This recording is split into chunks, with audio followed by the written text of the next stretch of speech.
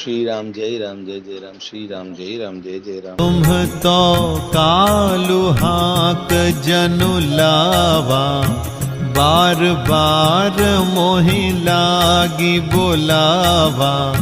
सुनत लखन के बचन कठोरा, परसु सुधारी धरेउ कर घोरा। अब जनि देई दोसु मोहि लोगु, कटुबादी बालक बध जोगु। बाल बिलो की बहुत मैं बाँचा, अब यहु मर निहार भासाचा। कौशिक कहा क्षमीय अपराधु, बाल दोष गुण गनहि न साधु। खर कुठार मैं अकरुण कोहि, आगे अपराधी गुरु द्रोही। उत्तर देत छोड़ाऊं बिनु मारे, केवल कौशिक सील तुम्हारे। न त एहि काटि कुठार कठोरे, गुरहि उरिन होते श्रम थोरे। गाधि सूनु कह हृदय हसी, मुनि हरि अरई सूझ। अयमय खांड नौखमय, अजहु न बूझ अबूझ। आप तो मानो काल को हांक लगाकर बार बार उसे मेरे लिए बुलाते हैं। लक्ष्मण जी के कठोर वचन सुनते ही परशुराम जी ने अपने भयानक फरसे को सुधारकर हाथ में ले लिया और बोले, अब लोग मुझे दोष न दें।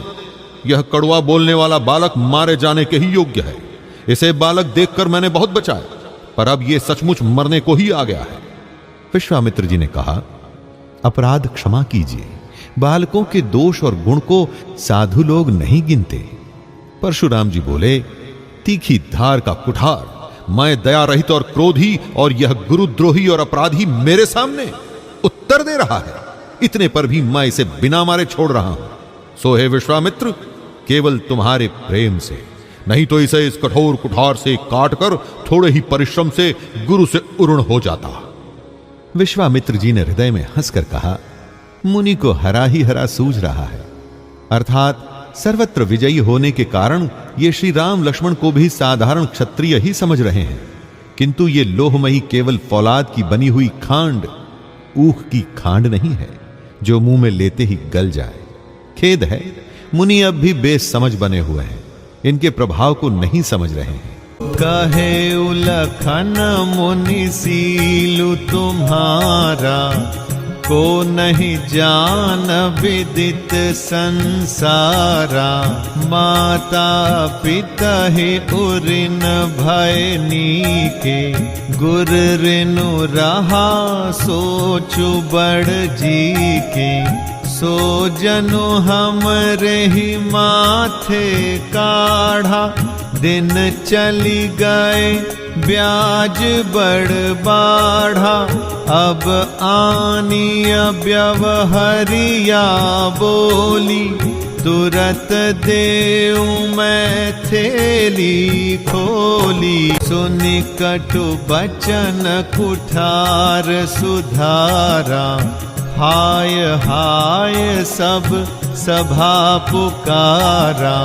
भृगुबर परसु दिखावहु मोहि, विप्र विचारि बचाऊं नृप द्रोही। मिले न कबहु सुभटरन गाढ़े, द्विज देवता घर ही के बाढ़े। अनुचित कहीं सब लोग पुकारे, रघुपति शयन ही लखनु निवारे। लखन उतर आहुति सरिस, भृगुबर को पुकृसानु। बढ़त देखी जल सम बचन, बोले रघुकुल भान। लक्ष्मण जी ने कहा, हे मुनि, आपके शील को कौन नहीं जानता, वह संसार भर में प्रसिद्ध है। आप माता पिता से तो अच्छी तरह उरुण हो ही गए, अब गुरु का ऋण रहा जिसका जी में बड़ा सोच लगा है। वह मानो हमारे ही मत्थे काड़ा था। बहुत दिन बीत गए, इससे ब्याज भी बहुत बढ़ गया होगा। अब किसी हिसाब करने वाले को बुला लाइए तो मैं तुरंत थैली खोल कर दे दूं। लक्ष्मण जी के कड़ुए वचन सुनकर परशुराम जी ने कुठार संभाला। सारी सभा हाय हाय करके पुकार उठी। लक्ष्मण जी ने कहा, हे भृगुश्रेष्ठ, आप मुझे फरसा दिखा रहे हैं, पर हे राजाओं के शत्रु, मैं ब्राह्मण समझकर बचा रहा हूं। आपको कभी रणधीर बलवान वीर नहीं मिले हैं। हे ब्राह्मण देवता, आप घर ही में बड़े हैं। यह सुनकर अनुचित है कहकर सब लोग पुकार उठे। तब श्री रघुनाथ जी ने इशारे से लक्ष्मण जी को रोक दिया। लक्ष्मण जी के उत्तर से, जो आहुति के समान थे, परशुराम जी के क्रोध रूपी अग्नि को बढ़ते देखकर रघुकुल के सूर्य श्री रामचंद्र जी जल के समान अर्थात शांत करने वाले वचन बोले। नाथ करहु बालक पर छोहु, सूध दूध मुख करियन कोहु। जौ पै प्रभु प्रभाव कछु जाना, तो कि बराबरी करत अयाना। जौ लरिका कछु अचगरी करही, गुर पितु मातु मोद मन भरही। करिय कृपा शिशु सेवक जानी, तुम समशील धीर मुनि ज्ञानी। राम बचन सुनि कछुक जुड़ाने, कहि कछु लखनु बहुरि मुस्काने। हसत देखी नख शिखरिस व्यापी, राम तोर भ्राता बड़ पापी।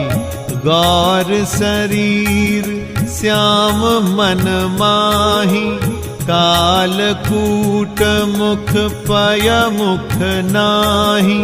सहज टेढ़ अनुहरई न तोहि, नीचु मीचु सम देख न मोहि।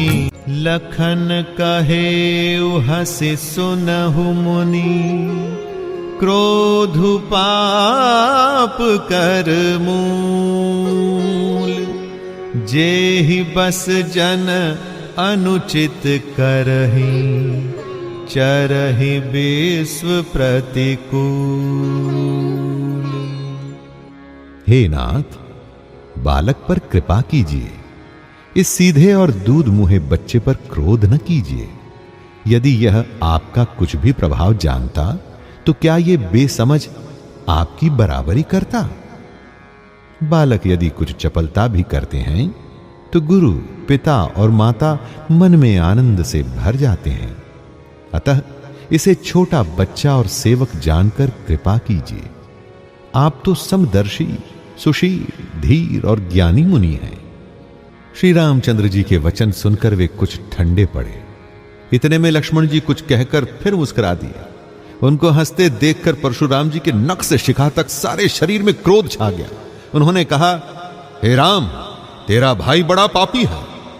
यह शरीर से गोरा पर हृदय का बड़ा काला है। यह विषमुख है, दुधमुहा नहीं।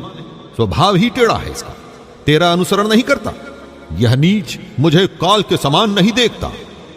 लक्ष्मण जी ने हंसकर कहा, हे मुनि सुनिए, क्रोध पाप का मूल है, जिसके वश में होकर मनुष्य अनुचित कर्म कर बैठते हैं और विश्व भर के प्रतिकूल चलते सबका अहित करते हैं।